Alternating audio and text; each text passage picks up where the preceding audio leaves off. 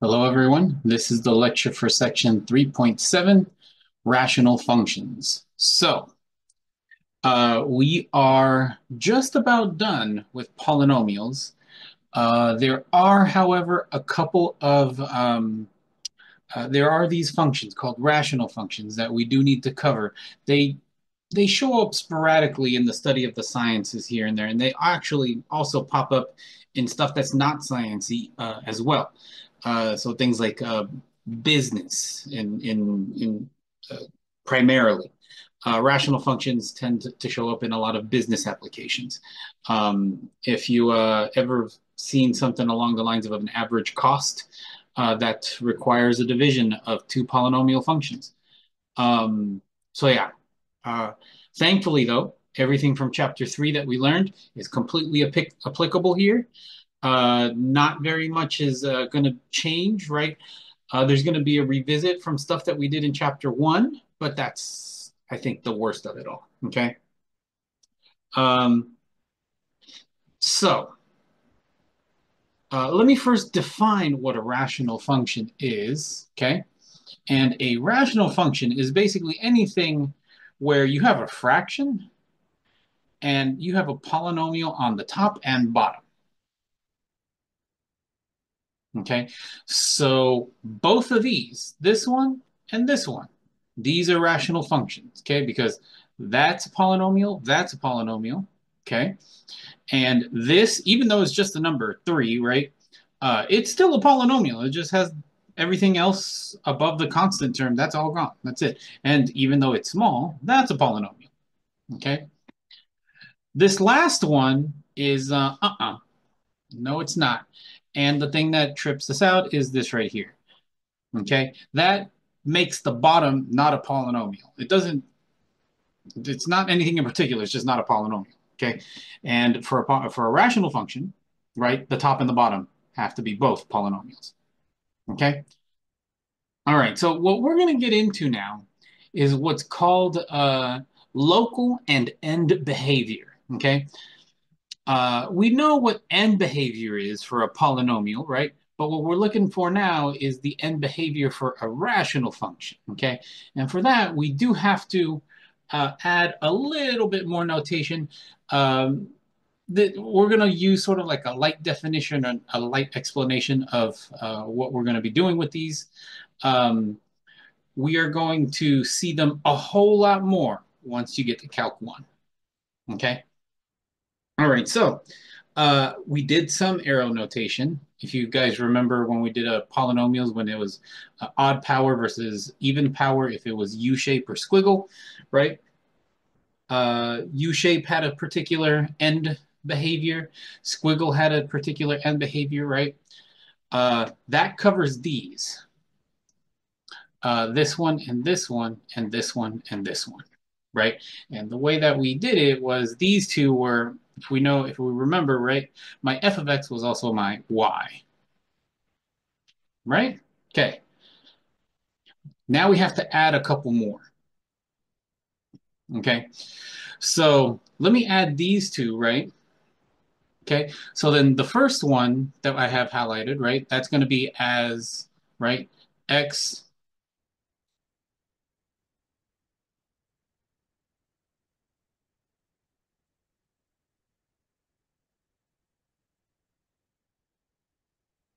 u e s values. Okay, when we say this one, when we say this one in particular, right, we are saying that we are letting our x values get really, really big positive. Okay.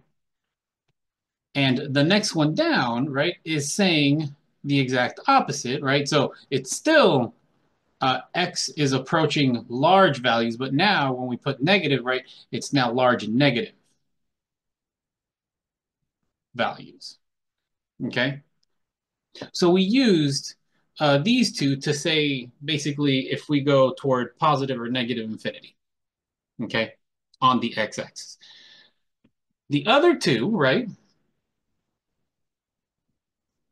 we would say y, right, or my f of x values, right,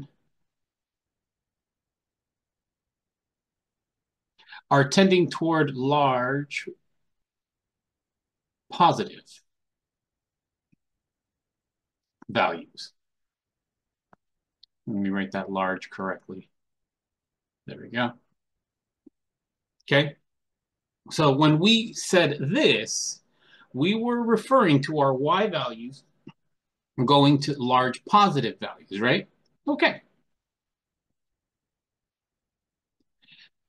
The one below it is saying the same thing, large negative, though.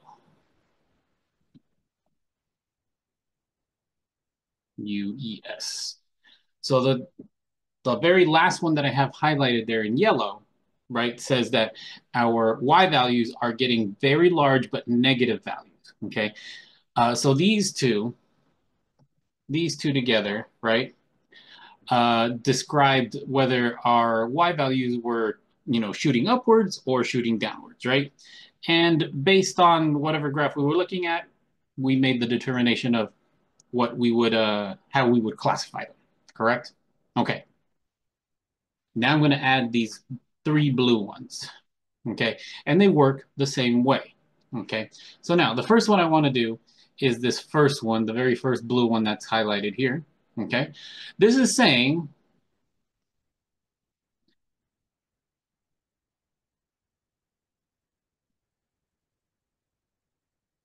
let me write it down first.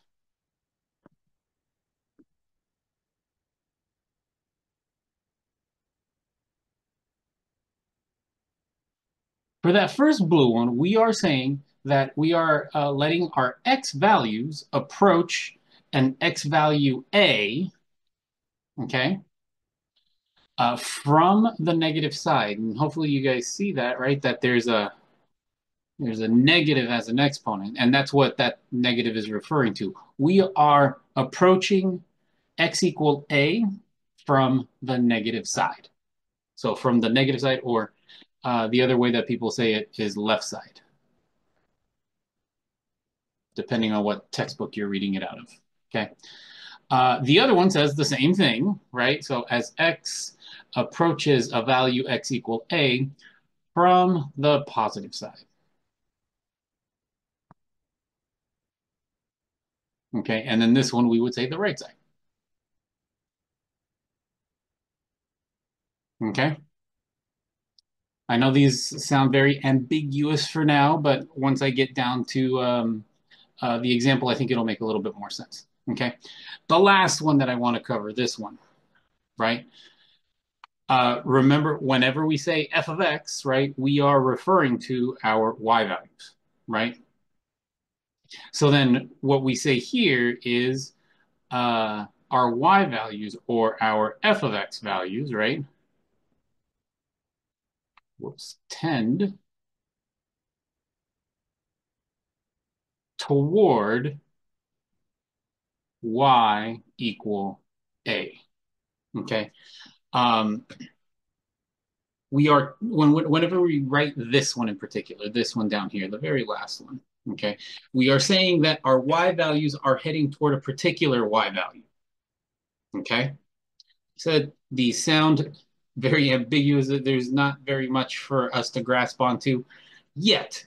Let me jump into one of the examples from below to show you guys what I'm talking about. Okay, so we have this graph. Okay, this is the function for it. Okay. So if you guys remember your transformations, right, from chapter one, this -2 means I'm moving it toward the positives by 2, and then the +4 is telling me to move it up by 4. Okay, so then this point that's right here, hopefully everybody sees it, the purple point, right? That is, and I'm going to do it over here this way. That is 2, comma, whoops, 4. Okay. All right. So now look at what we're going to do. We're going to do end behavior and local behavior. Okay. So let me first denote the two. Okay. So I'm going to do local here and end over here. Okay. So let me do the end behavior first, okay? And then I'll do the local behavior afterwards, okay? So when we talk about end behavior, remember that that end behavior, okay, meant as we went all the way out to positive and negative infinity. So this is the one that we had to do this as x approaches infinity and x approaches negative infinity. Okay, and what we wanted to do was see what my f of x or my y values tended to do. Okay, all right, so now if you notice, here's the graph right here. The graph is this blue. Let me actually make it a little thicker for the people in the back. Ooh, there we go. That is the graph. And then this one has one right here. Okay.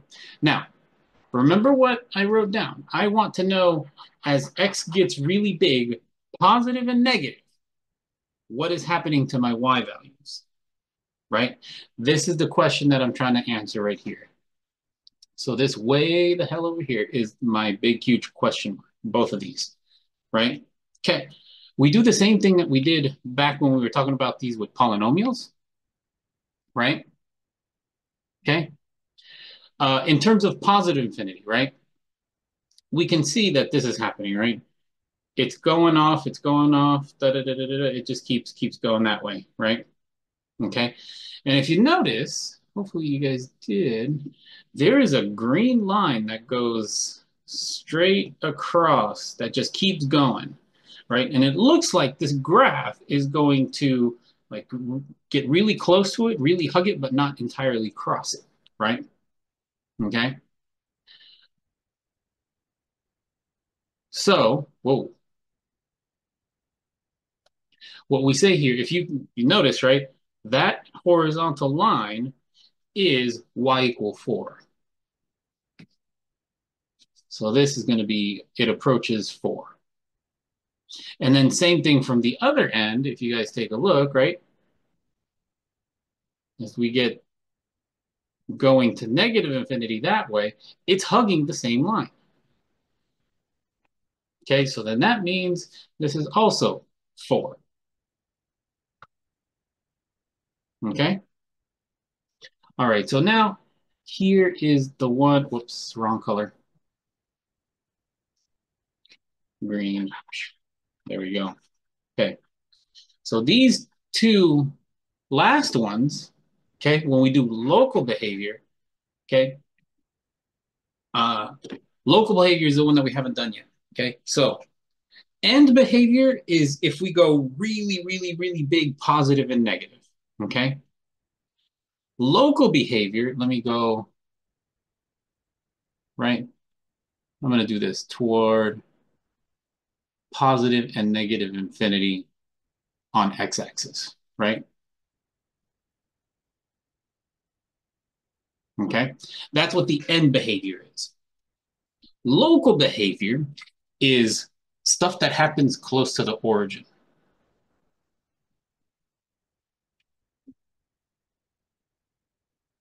Okay, so we're looking at stuff that happens relatively close to my origin. Okay, basically not at the big, huge infinities. Okay, so what this takes care of is basically trying to describe. You guys see this red line that goes up and down? That one. We are trying to describe that. Okay, so to do that, hopefully you guys see that the value that is of concern for us happens at x equal 2. Okay, so that's what we're going to be sort of trying to classify here, right? As x approaches 2 from the positive and x approaches 2 from the negative. Okay, so we're doing the exact same thing, right? But in this case now, right, we're trying to approach, that's what this thing says. We're trying to approach 2, x equal 2, from the negative side and from the positive side. Okay, so what needs to happen here is my f of x has to go to some value, right? Same thing here. F of x has to go to some value. Okay, so we do this again, right? So in end behavior, we were going this way ad infinitum, right?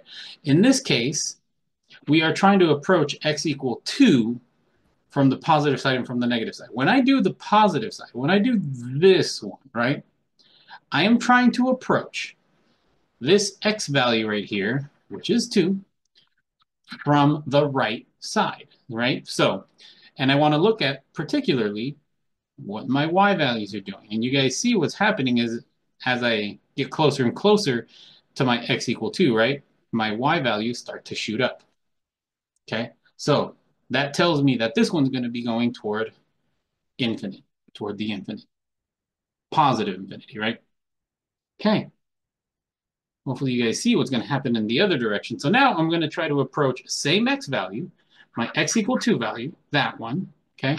But I want to approach it from the negative side, right? So I'm going like this time, right? And if you guys take a look, right, my y values are taking a nosedive. So in this case, I'm saying that they go to negative infinity.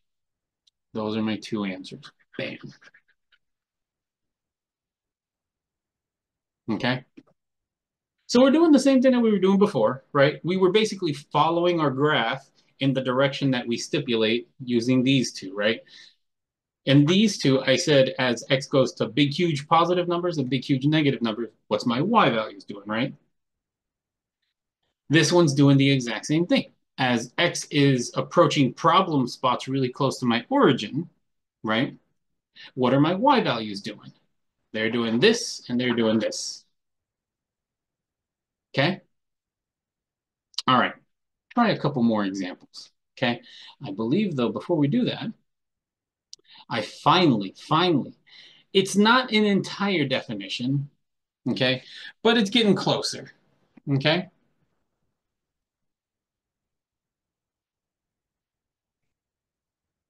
So in the previous example, the one way up here, right? You guys see those green dotted lines and that red dotted line?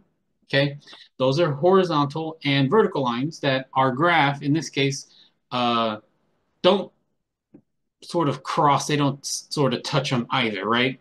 They get really, really close, but they never cross over. Okay, those lines are what we call asymptotes. Now, this is still a very soft definition of an asymptote. You actually learn the full-blooded definition of an asymptote in Calc 1. So for now, we're going to just use this one for now, okay? And I'll sort of kick the actual definition of an asymptote down to your calculus instructor once you get there, okay? All right. One more example, okay?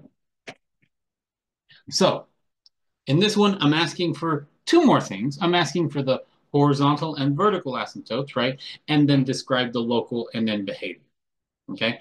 Hopefully you guys see, right, that my f of x is 1 over x plus 2 plus 3. So this is the graph. This is the equation for this graph that we have right here. Okay? All right. So that's good. But now let's go ahead and do the good stuff, right? So first of all, let's do the vertical and horizontal asymptote. So the vertical asymptote, that's the one that goes up and down. That's this red one. Okay? And we can see that that one is x equal negative 2. Okay? My horizontal asymptote, right? That's my sideways one, this one, the one that goes side to side, right? That is going to be y is equal to positive 3. All right. So we have our vertical and horizontal asymptote, at least what we needed, right? For. Let's go ahead and do local and end behavior. Okay, so our end behavior is always going to be those two that I had mentioned before, right? As x approaches positive infinity and x approaches negative infinity. Okay, and we're trying to look for what my f of x values do. Okay,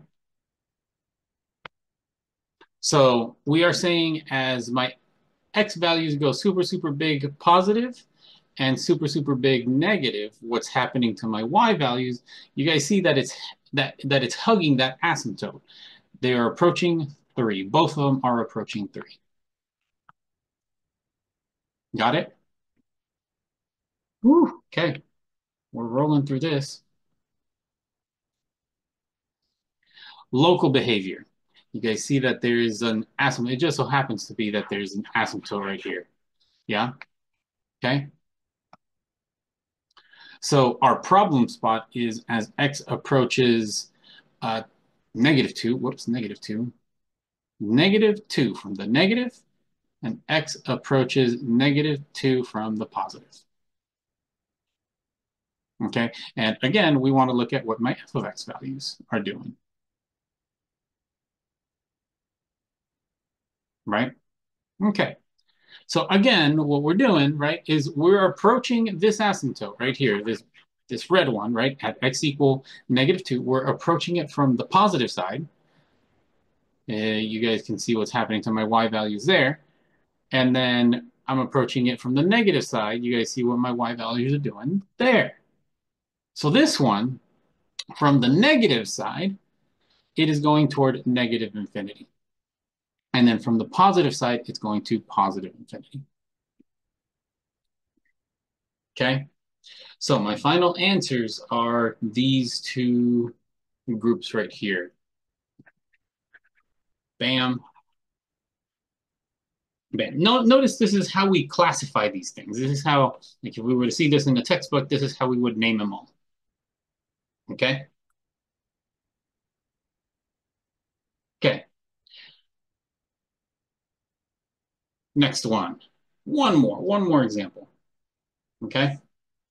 So hopefully you guys remember how to graph these. Okay?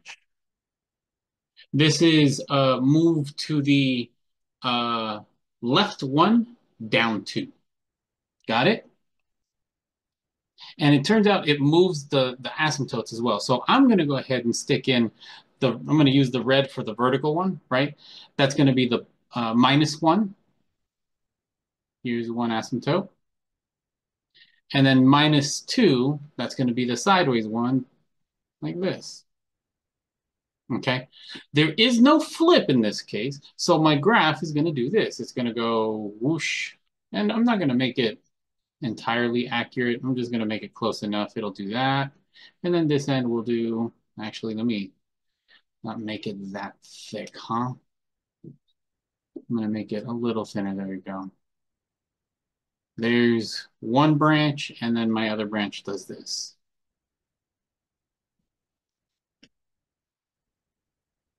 Okay? All right. You guys see how easy this, hopefully you guys see how easy this is going already. Vertical asymptote. That is going to be x is equal to -1. Horizontal asymptote is going to be y is equal to 2, right? And those are based off of the red and the green dotted lines, right? Okay. Local and end behavior. Okay, let's do the end behavior first, right? So this is the one that goes, x goes to infinity, x goes to negative infinity, okay? Hopefully you guys see this. It's hugging that green line, right? So my f of x values tend toward -2 for both sides, right? Woo. Okay. Local behavior, right? We see the problem x value is as x approaches -1 from the positive, right? And x approaches -1 from the negative. And we want to look at what the y values are doing, x. Okay. So if you take a look, right, I'm going to use my space pen in this case, since I'm already using blue for the graph itself. I want to approach -1 from the positive side. If you guys take a look, you look at what's happening. Whoosh. It goes upward, right? It skyrockets. So that means This one's going to be positive infinity, and the same thing going down this way, negative infinity, right? Okay, so my answers would be bam bam, right? Bam bam, and my horizontal and vertical asymptotes. Whew, okay, hopefully this is making sense. It's more than anything, it's just being able to describe something mathematically in writing. That's it. Okay. Okay. I made you guys do some of this, finding domains of rational functions. This is something that we did from way back from chapter one. Okay. So I do want to cover it again because we're going to add in a couple of things right now. Okay. Okay. So for this one, I'm going to, uh, we're going to try to find the domain. Okay. We're going to try to find the domain. Okay. If you remember, right, the way that we find domains, right, is we check the two things, right? The two things we can't do in math. We can't divide by zero, and we can't take the square root of a negative, right? So to find the same rules work here, right? Um, since rational numbers, rational functions have denominators, right? We find whatever makes that denominator equal to zero and kick that out. You guys remember that, right?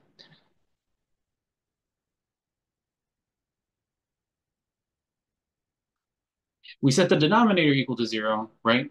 Whatever makes the denominator equal to zero, we kick that out. Everything that's left is fair game. So we have to include everything that's left in our domain.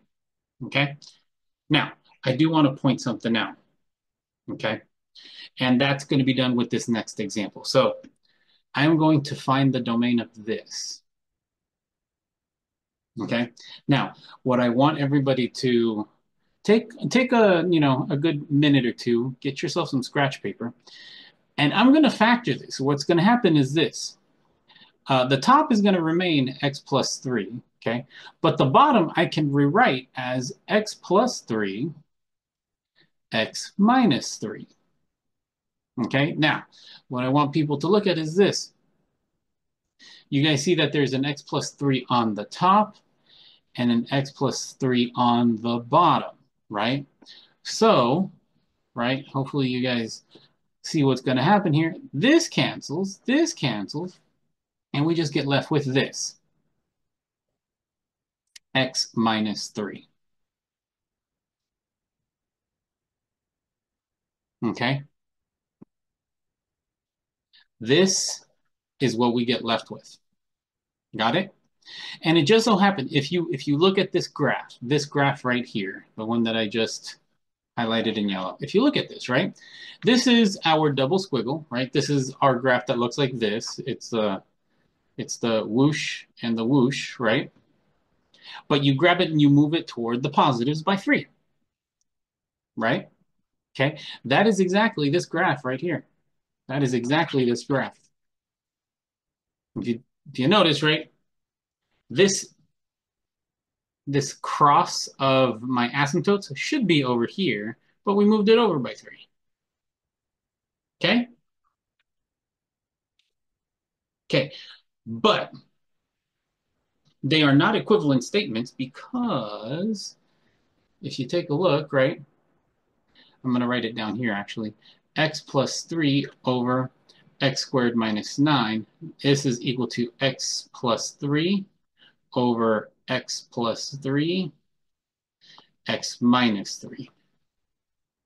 These two things are equivalent, right?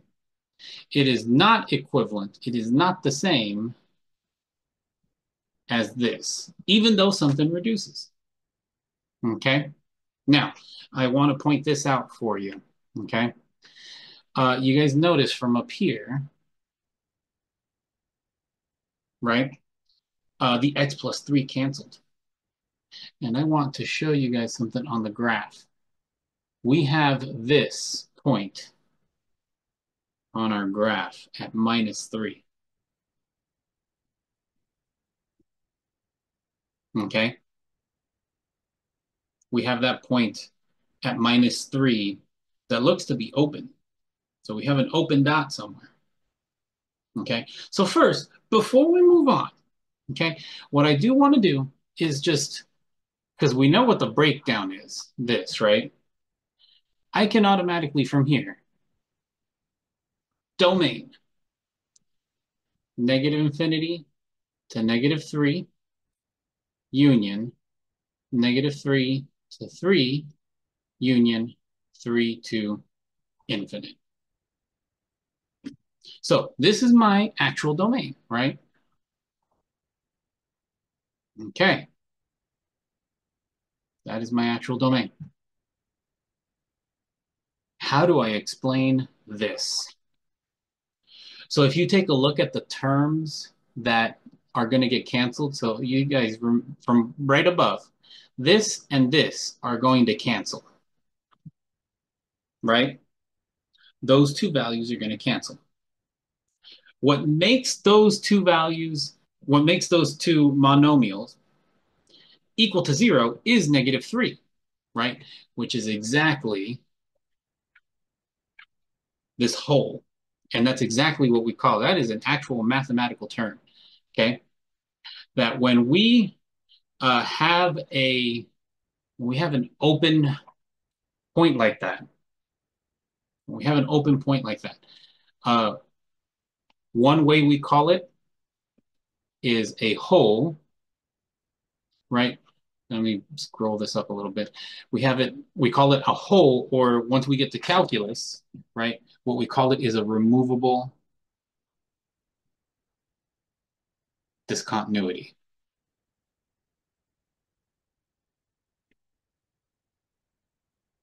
Whoops, discontinuity. Okay, so whenever you have this situation, where something on the top cancels from something on the bottom, right?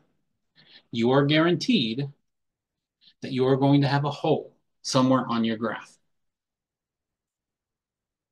Okay?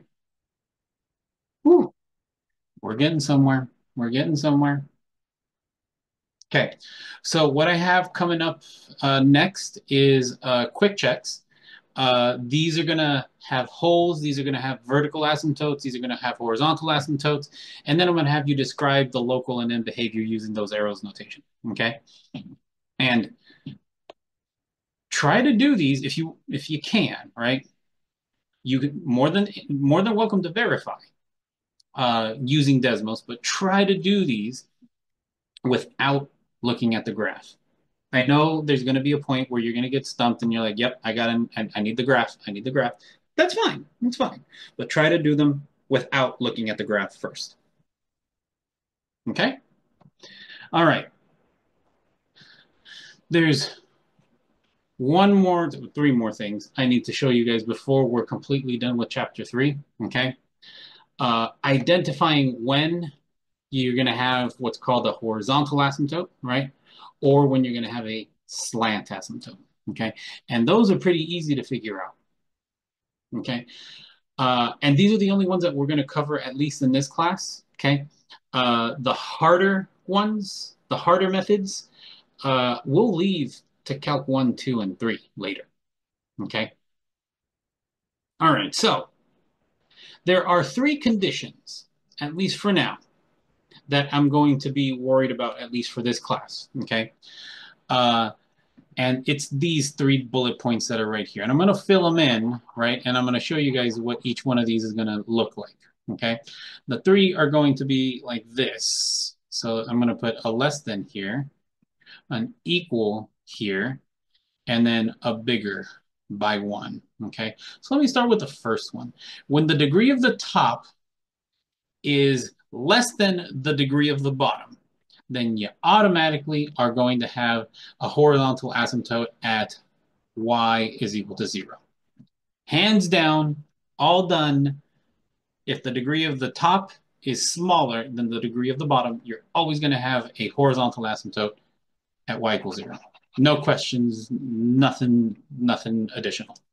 Okay? Okay. Suppose that the degree of the top is equal to the degree of the bottom. So you have an x squared on the top and an x squared on the bottom, right? Or an x to the fifth on the top and an x to the fifth on the bottom. Okay. So something like this. I'm going to write it out. Yeah. I'm going to say it's going to look like this, right? F of x is equal to a n.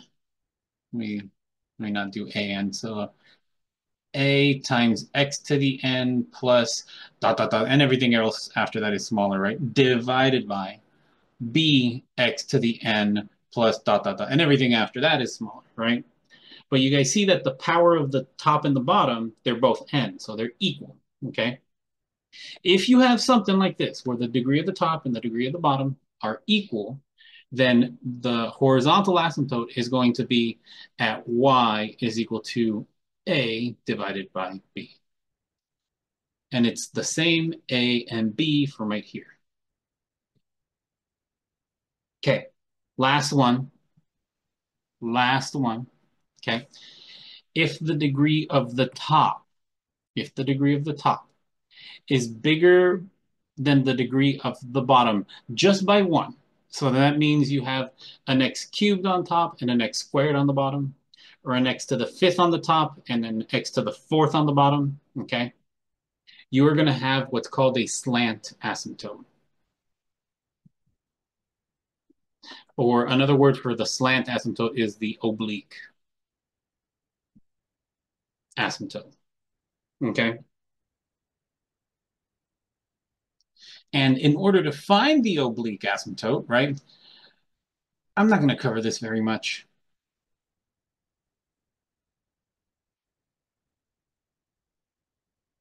You have to do the long division. You got to do the long division. Okay, so I'm going to put that in parentheses over here, and I'm just going to highlight it in blue just to, okay.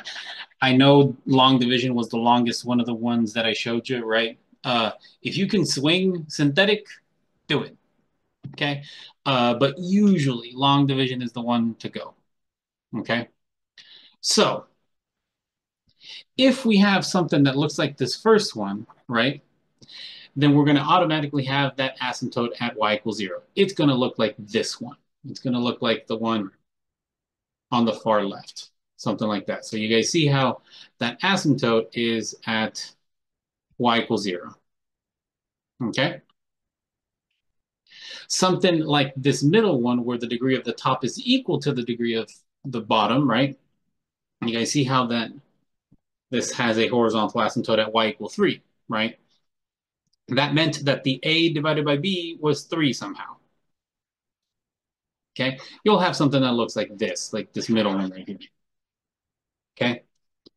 If you have something where the degree of the top is bigger by 1, you're going to have something that has a slant asymptote. That's going to look like this last one on the right, on the far right. Okay. Notice what I mean by slant asymptote or oblique asymptote. I'm going to use the green. It's a line that goes side to side, and it acts like an asymptote. So asymptotes don't have to be vertical, right? And they don't have to be horizontal. They can be slanted. They can have a slope, like this one right here. So if you take a look, this is the actual equation for that oblique asymptote, for that slant asymptote. It has a slope and a y-intercept. Okay. In order to find that one, you have to do the long division. No ifs, ands, or buts about it.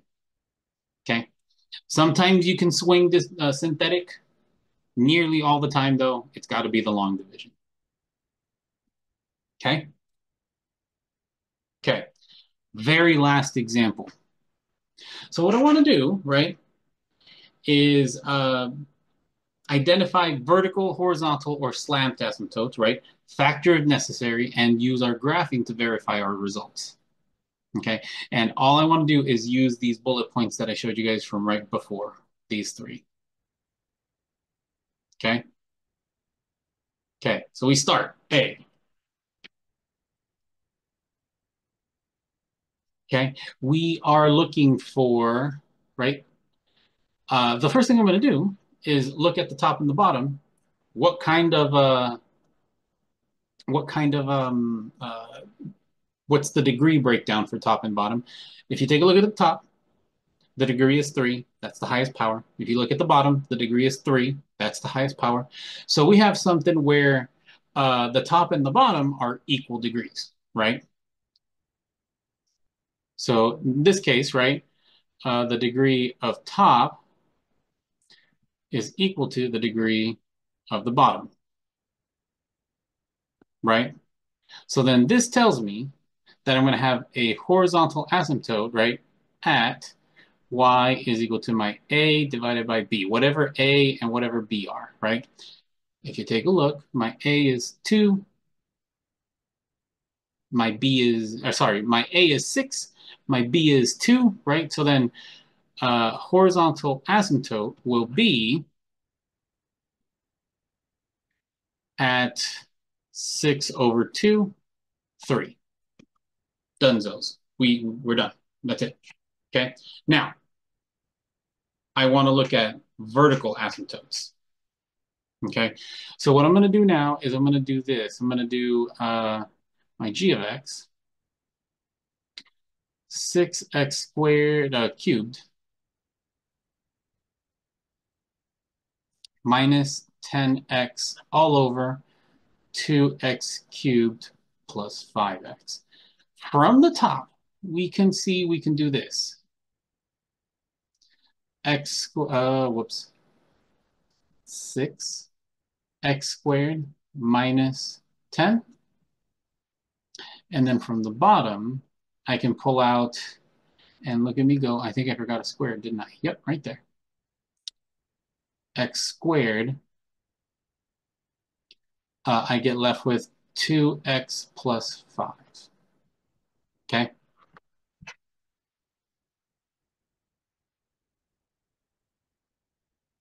Okay. I'm going to do one more thing.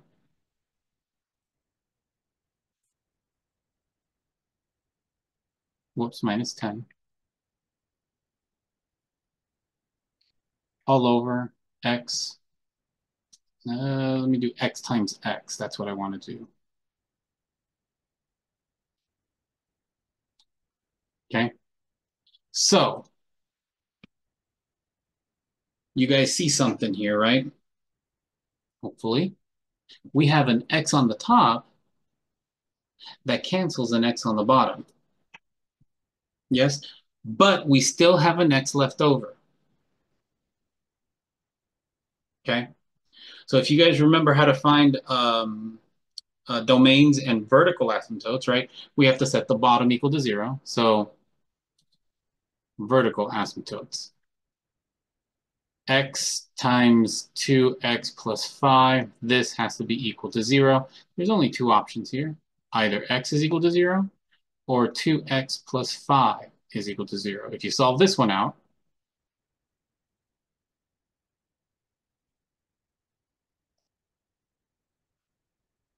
there we are.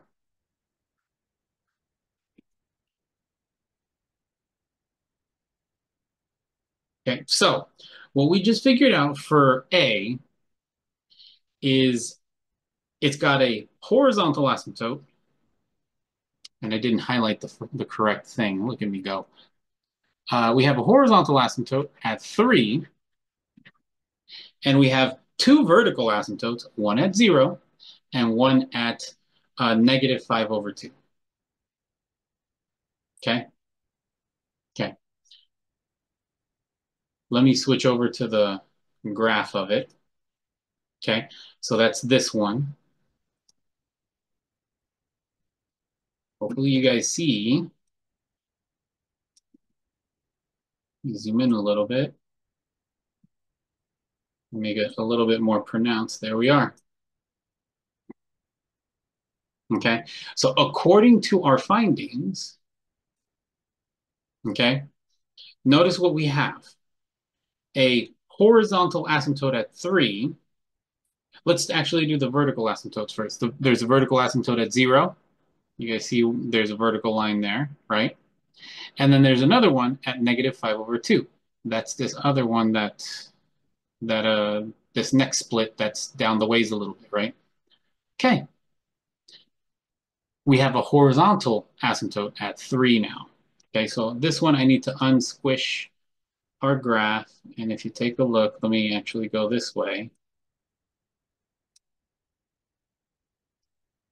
And there we go. Let me open up that way. There we go. You guys see how horizontally there's a y equal 3. Our graph is hugging that y equal 3. Whew. All right. Let's do B.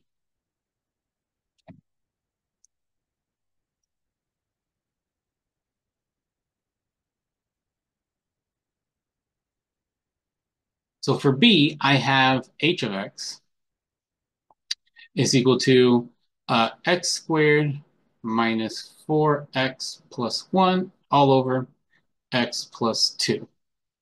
Okay? In this case, we have a vertical asymptote. We have a degree of 2 on the top, degree of 1 on the bottom. Okay? This means we have a slant asymptote somewhere. Okay? The first thing I'm going to do is I'm going to do the vertical asymptote. It just so happens to be where the numbers that we have to kick out for our domain is, right? So the vertical asymptote is going to be where x plus 2 has to be equal to 0. You solve this out, x equal minus 2. Okay? Now the slant. We have to do the long division. X plus 2, and I want to divide uh, x squared minus 4x plus 1. Okay? And what you get on top is this, x minus 6. Okay? I'll let you guys do the steps down, okay? But this right here is my slant asymptote. Okay, so for this one, we have two asymptotes. We have a vertical and we have a slant. Okay? Let me show you all the graph for it. So I'm going to turn this one off, turn this one on. Okay? Let me unsquish everything because there are two parts. There we are.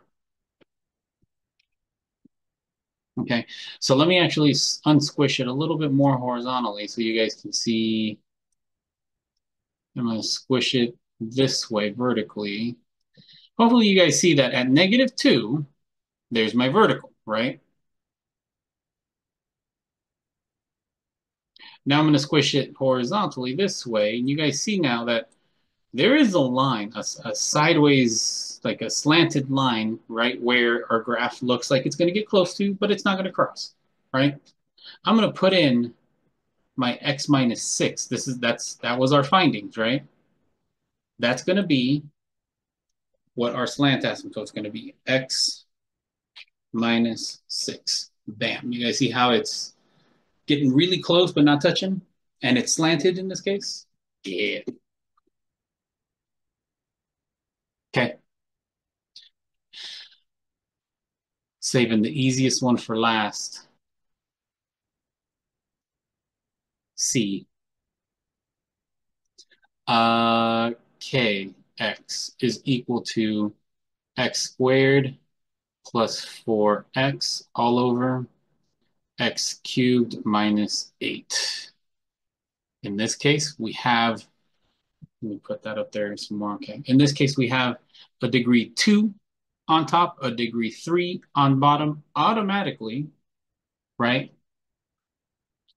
Y equals 0 is going to be our horizontal asymptote, since the degree of the bottom is bigger than the degree on the top by 1. Yeah? Okay. Don't hate me. There is something that I have to pull, a very, very particular thing from high school that I have to pull out. x cubed minus a cubed. This is called the difference of cubes. If you don't remember it, that's fine. That's why I'm covering it here in a video. Okay. This is the same thing as x minus a times x squared plus ax plus a squared. Okay. In our case, I'm going to have to use that down here. That's probably what you guys are thinking right now. Like, why the hell did he show us this? For no reason. There's a reason. It's because we need it for that one. Okay. So if you take a look, right? X cubed minus 2 cubed. That is the same thing as x cubed minus 8. So then that means this broken down is going to be x minus 2, x squared plus 2x plus 4. So then I can resubstitute some stuff. So I get this x plus 4 all over x minus, whoops, way too elevated there, x minus 2, x squared plus 2x plus 4. Okay.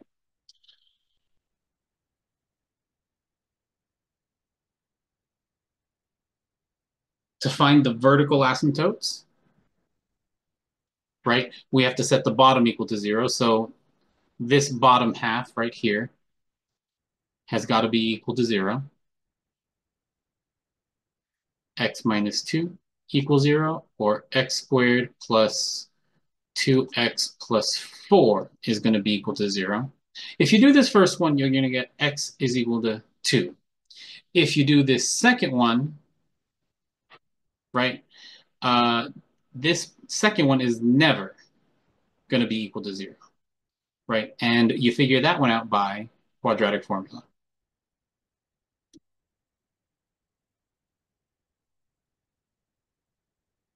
Okay. You can work it out if you want to, right? Or you can believe me. Okay. Or you can graph it. You can also graph it. Okay. My vertical asymptote in this case is there's only one, right? It's the one that we found, x is equal to 2. So this graph only has two asymptotes. And I forgot to mention the horizontal one.